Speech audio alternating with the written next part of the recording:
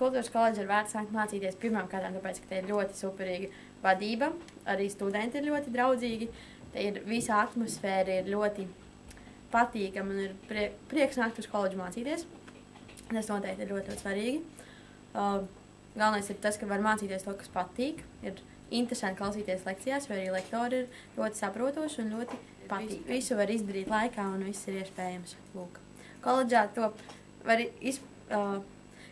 var izsapņot visus sapņus un arī viņus piepildīt. Koledža man ieteica ļoti daudz mani draugi. Tas bija viens no tiem galvenajiem faktoriem, kāpēc es šeit atnācu un neesmu to nožēlojis nemirkli. Nenožēlojuši arī es tā uzskatu. Viena no tām īpašajām lietām, kāpēc mums jānāk uz šeit, ir burvīga atmosfēra, kas šeit valda katru dienu. Vienalga kāds laiks, ziema vai vasara vai pavasaris, vienmēr šeit ir jautrība, bet, protams, zināmā mērā līdz zināmai robežai. Kā jūties? Te ir ļoti labi patīkami. Atmosfēra ir ļoti laba. Pasniedzēji ir atsaucīgi, super. Daudz radoša darba. Nav tā, ka visu laiku jāsēž pie grāmatām. Un rakstīt arī nevajag ļoti daudz.